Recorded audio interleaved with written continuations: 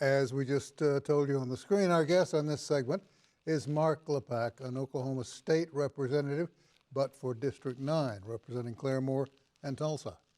Good to have you. Nice to be back. It's been a while. It has been a while. General question, just to kind of ease into this, if it's all right. A little bit about your family. You have 5 children? Yes, I do. Breakdown. Daughter and then 4 sons. They're about every other year in school. They all went to, well, we lived in several different states over the years. Ended up in Claremore in '92. All of them graduated from Claremore High School, went on to OU, all in the College of Business. They all went to law school, and they're doing very different things these days, ranging from environmental compliance to tax attorney to state chamber to OU professor to coaching football at Kansas State, being a tight end. You gotta be proud of them. Yeah, so it's quite a group. We're all proud. You're an OU product as well. Now, Yes. my kids, my daughters, said they went to OU because it was easy to spell. And I just let that stand. When you were a student, Yes. did you have any inkling that you'd wind up in public service? Not directly, but I was active in high school with things like student council and ran for office. I went to Putnam City High School, which back in the 70s was maybe the largest high school in the state. So I kind of had a taste for that kind of thing, but did not do any of that down at OU. Was an engineering major. That took a lot of time. So I was focused on what am I going to do for a career and getting a job. And if you'll recall, back in the late 70s, early 80s, the economy was not all that great. Mm-hmm. And so there was a lot of concern about where would you hire on and make your way in this world. And I was really interested in marrying this gal, so I wanted to get on with all that. So I wasn't really thinking that. Well, you're not quite as old as I am, but it's coming. Yeah. Time waits for no man, so get ready for that. Have you in your lifetime ever seen so much discourse, animosity, out and out anger that apparently is existing right now in Washington? I haven't, but I also think today it's amplified a lot. Between our ability to communicate with social media, the echo chamber you get in when you start advocating for or against something, and then the chorus that is on your side jumps in, and it really can kind of escalate. A lot of gotcha stuff going on. When you talk to people, they're concerned because they hear a talking point, they hear something on one side or another of an issue. What they really want is people to solve the problem. And I'm not even sure they're that opinionated about exactly what that solution might be. They just don't like seeing it. So I think there's a problem there. You hear people say, well, divided government is a time when you actually get things done because you have to come together. It doesn't feel like that right now. We're taping this on the day that the Speaker of the House, last Washington question, had a sit-down meeting with the President. And they're talking budget, and they're both trying to get their budgets through. McCarthy is hamstrung. It only takes one guy to kick him out. Mm-hmm. And he brought it on himself. And the President is kind of hamstrung because he's got everybody nipping at his heels.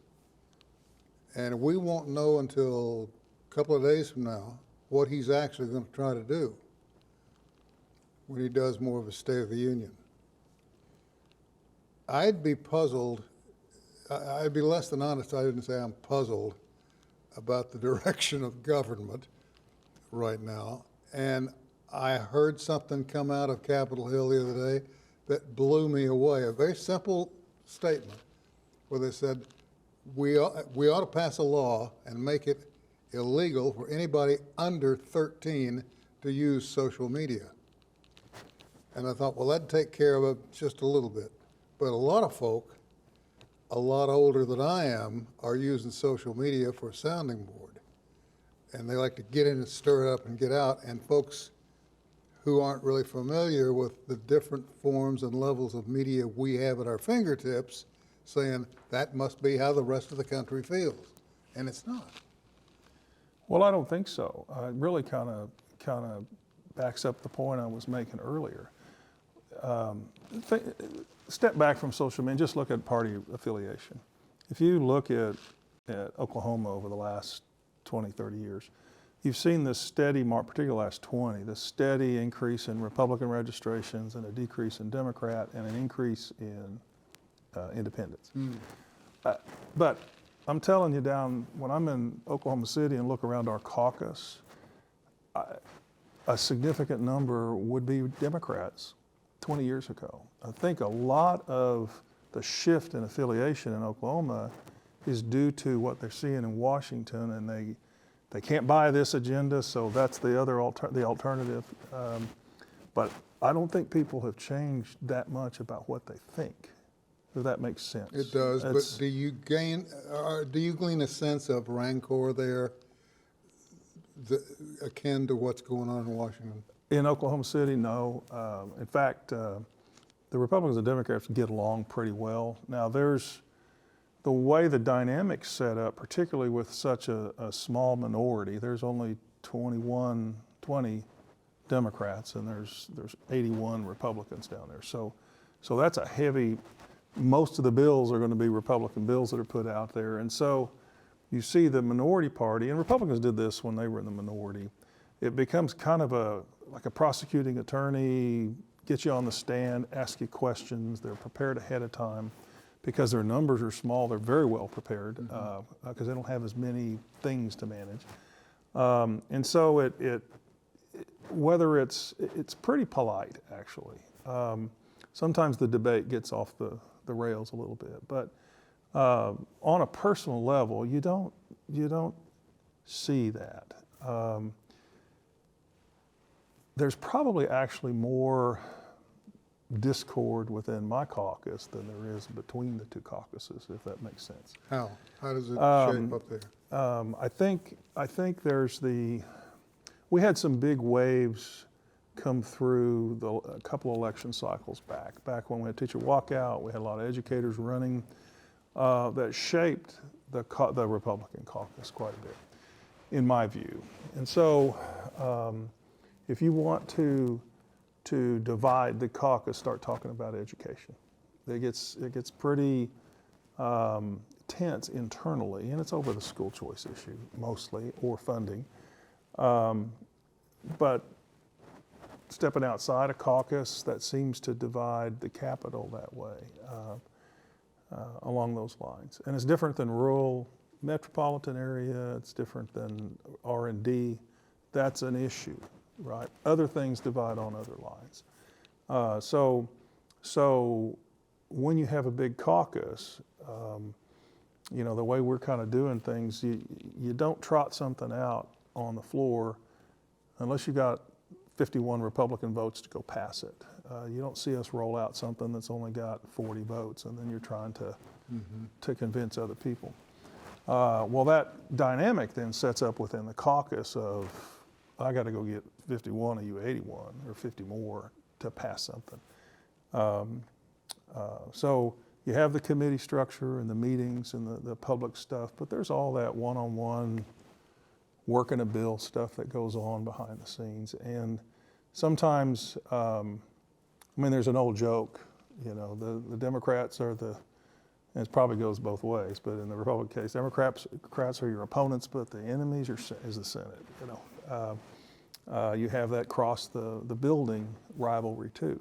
Sometimes you see a bill doesn't get heard in this committee, and then that chairman's bills over here start not getting heard, and you get some of those little things that I wish we were more focused on the policy, individual policy issues and that kind of thing. But it's part of the sausage making.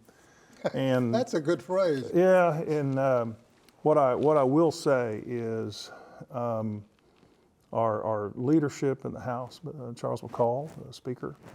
The leader in the Senate is Greg Treat, the pro tem. And then, of course, we have the governor.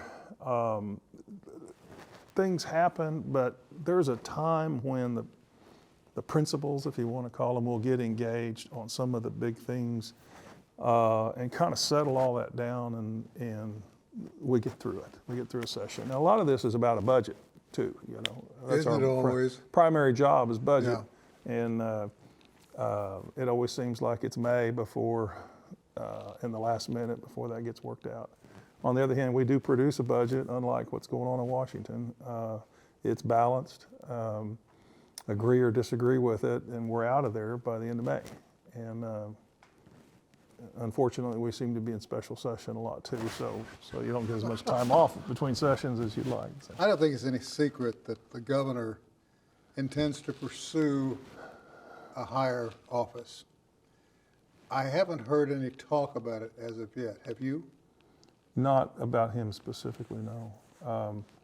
There's always speculation in the building about who's running for the next thing. And, you know, you do have this unique situation right now. Speaker McCall is going to be a record-setting speaker. He will serve 8 years as a speaker before it's over. He's in his last 2 years. Pro Tem Treat is in his last 2 years.